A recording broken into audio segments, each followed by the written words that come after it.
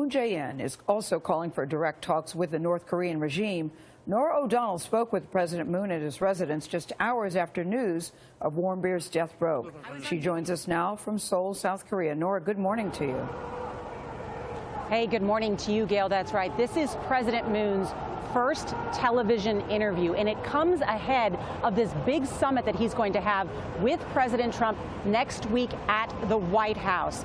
He is promising this fundamental shift in how to deal with North Korea. So we asked President Moon how this news of Otto Warmbier's death may affect this new strategy. We have learned that Otto Warmbier, a 22-year-old American student, has died. What are your thoughts on his passing? First of all, I would like to convey my deepest condolences to the bereaved family of Mr. Otto Warmbier and the American people for the sorrow and shock they are suffering through. We can make speculations that there were many unjust and cruel treatments to Mr. Warmbier, and I strongly condemn such cruel actions by North Korea.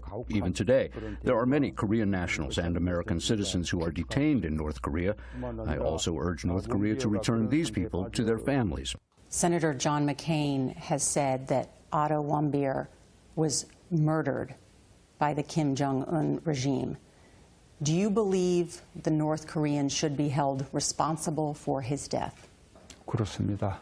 Yes, this had happened while Mr. Warmbier was in the detention of North Korean authorities. We cannot know for sure that North Korea killed Mr. Warmbier, but I believe it is quite clear that they have a heavy responsibility in the process that led to Mr. Warmbier's death. How does this affect your efforts to restart the dialogue with North Korea?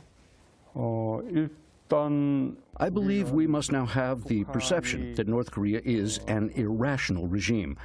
Working with such a country, we must achieve the goal of the complete dismantlement of North Korea's nuclear program. How do you sit knee to knee, as you promised, with an irrational leader and negotiate? I believe that dialogue is necessary. We were unable to resolve the North Korean nuclear issue through only the sanctions and pressure. The idea of engaging in dialogue with North Koreans before they are denuclearized is fundamentally at odds with long-standing U.S. policy. So what are you going to say to President Trump when you meet with him next week? I believe that my position is not at odds with the policy of the United States or that of President Trump. It seems to me that President Trump has criticized the failed former policies of his predecessor administrations, and on that point I have the same view as President Trump. But it's not clear that even under President Trump that he will agree to allow you to negotiate with the North Koreans without any preconditions. And you want to do that. You want to start a dialogue without any concessions by the North Koreans. Aren't you giving in to them? I have never mentioned a dialogue with no preconditions whatsoever.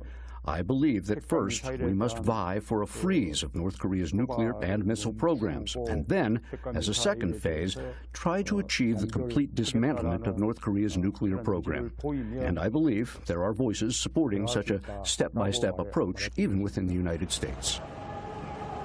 And part of that step-by-step approach is President Moon believes he's going to get the green light from President Trump to have these bilateral talks with North Korea, to begin this inter-Korean dialogue. Part of that as well is whether President Moon thinks he can go to Pyongyang and meet directly with Kim Jong-un to try and denuclearize North Korea, or at least begin this freeze. Charlie?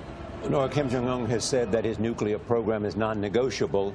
Why should he be willing to engage in a freeze?